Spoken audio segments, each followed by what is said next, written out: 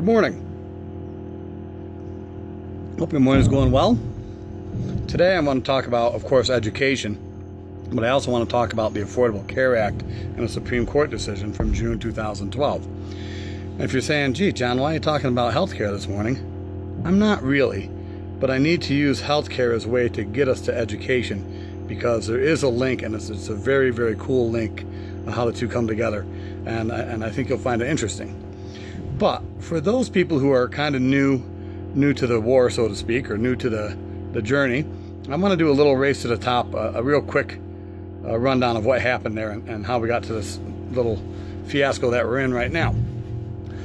Back when the race to the top funding came out, of which Common Core was a major part, and this high stakes testing was a major part, when the race to the top funding first came out, the federal government said to states, look, you volunteer for our Race to the Top program, and you'll get federal funding.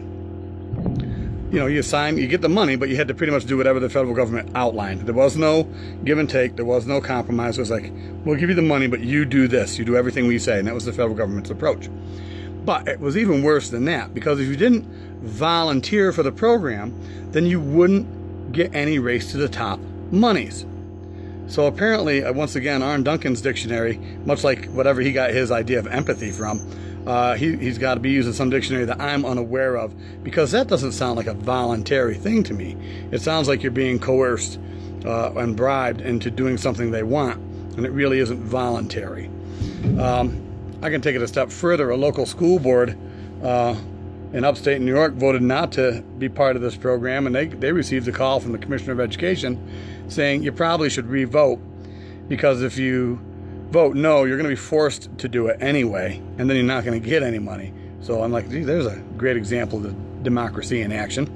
But at any rate, so that was it. If you didn't be part of the program of Race to the Top in education, you weren't going to get any money. It was coercion and extortion and bribery. I mean, that's what it was. Let's call it what it is. Now, this brings me to the Supreme Court decision from June 28th of 2012. It was a decision in a case called the National Federation of Independent Businesses versus Sebelius. I think I'm pronouncing that correctly. And it was highly anticipated because it was pretty much going to be a make-or-break decision regarding the Affordable Care Act. And what the Supreme Court decided in that instance was they would uphold it, and the Affordable Care Act was the parts that were already in effect and what was planned to happen was pretty much going to happen. The Supreme Court said this is the way it is, and there's nothing wrong with it.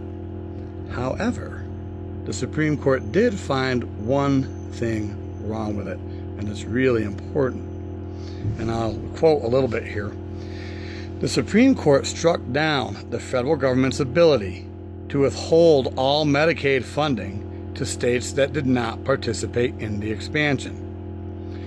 This is what the federal government did back then, or was trying to do. For the states that did not want to participate in the expansion of Medicaid, the Medicaid expansion clause, the federal government says, well, if you don't participate, you're not going to get funding. Sound familiar?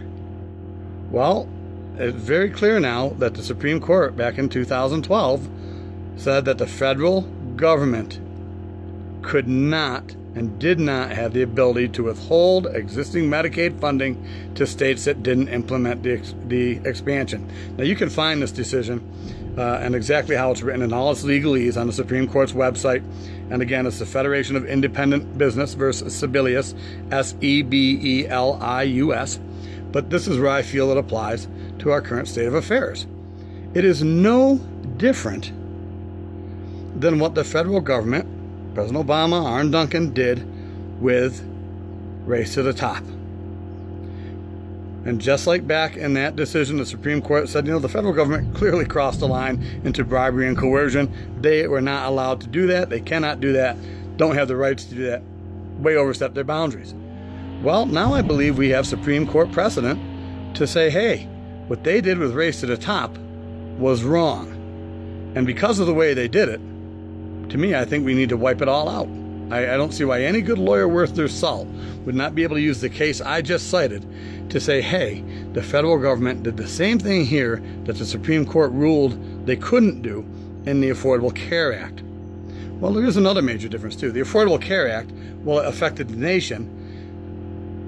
I don't know if it affected the as many in the population as the Race to the Top did. Quite honestly, I think the Race to the Top is the same thing done to a larger degree. It affects every single child and family in this country. Every person in this country is affected by the Race to the Top thing and how they coerced states to do and put in place what the feds wanted as their education policy.